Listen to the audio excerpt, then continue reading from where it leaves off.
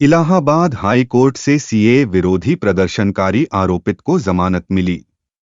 नागरिक संशोधन अधिनियम यानी सीएए के खिलाफ कानपुर नगर में 20 दिसंबर 2019 को काफी बवाल हुआ था और इस घटना में लगभग 5000 अज्ञात लोगों ने कथित रूप से भाग लिया था। इस घटना को लेकर एफआईआर 8 नामजद लोगों समेत हजारों लोगों पर दर्ज की गई थी। आपको बता दें कि इस घटना में काफी सार्वजनिक संपत्ति को नुकसान किया गया था और बड़ी संख्या में लोग गंभीर रूप से घायल हुए थे। इस घटना के आरोपित हसीन उर्फ ईशू ने अपनी जमानत के लिए criminal miscellaneous 352912/2020 Allahabad high court में दाखिल की थी, जिस पर हाई कोर्ट ने 1 नवंबर 2022 को आरोपित को कुछ शर्तों के साथ जमानत दे दिया। आरोपित के अधिवक्ता ने हाई कोर्ट में बहस करते हुए बताया कि आरोपित नामजद आरोपी नहीं है, इसे झूठा फंसाया गया है। आरोपित के वकील ने हाई कोर्ट के समक्ष कहा कि इस मामले के अन्य आरोपित शहजाद आलम, परवेज आलम, मुस्तकीम, आदिल, फैजन, मुमताज, सरवर आलम, सैयद, अब्दुल हई, हाशमी, अकील अहमद, मोहम्मद उमर, मोहम्मद कासिम, मोहम्मद जमील को इलाहाबाद हाई कोर्ट के द्वारा जमानत की सुविधा दी जा चुकी है।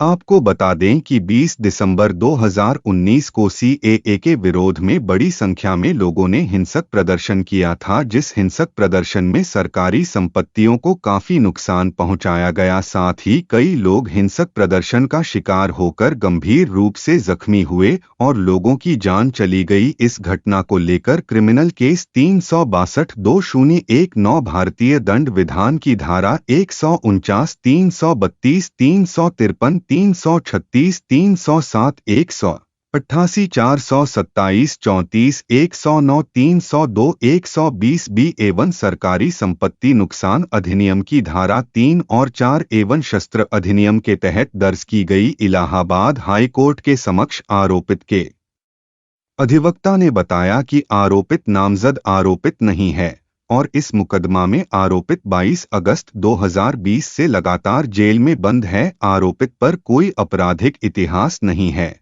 और इस मामले के अन्य आरोपित को जमानत की सुविधा दी जा चुकी है। इस मामले में अभी तक न्यायालय में विचारण शुरू नहीं हो पाई है। हाई कोर्ट ने सभी बिंदुओं पर सुनने के बाद आरोपित को कुछ शर्तों के साथ जमानत दे दी। आरोपित को अंडरटेकिंग ट्रायल कोर्ट में इस बात के लिए देने का आदेश दिया गया कि वह न्यायालय में प्रत्येक तारीख को उपस्थित रहेगा। अगर बिना कोई कारण न्यायालय से अनुपस्थित रहा तो ट्रायल कोर्ट आरोपित के विरुद्ध भारतीय दंड विधान की धारा 229(a) की कार्रवाई करेगी।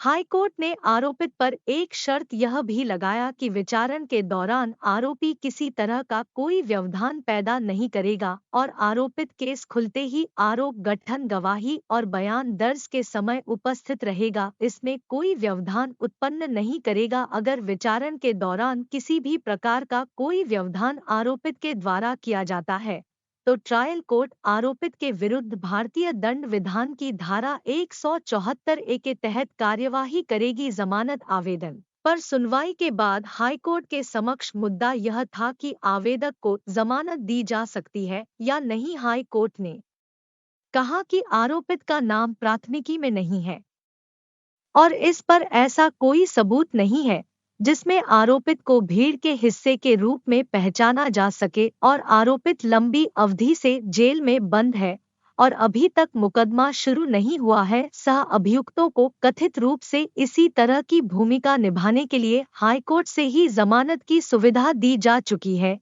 इसलिए आरोपित को जमानत की सुविधा शर्तों के साथ दी जाती है। इस तरह नागरिकता संशोधन कानून यानी सीएए के विरोध में हुई हिंसक प्रदर्शन के आरोपित को लगभग 26 महीना जेल में रहने के बाद हाईकोर्ट ने उसे जमानत दे दी। अगर अभी तक आपने हमारे चैनल को सब्सक्राइब नहीं किया है तो कृपया हमारे चैनल को सब्सक्राइब कर दे ताकि नई जानकारी आपको वीडियो के माध्यम से मिलती रहे।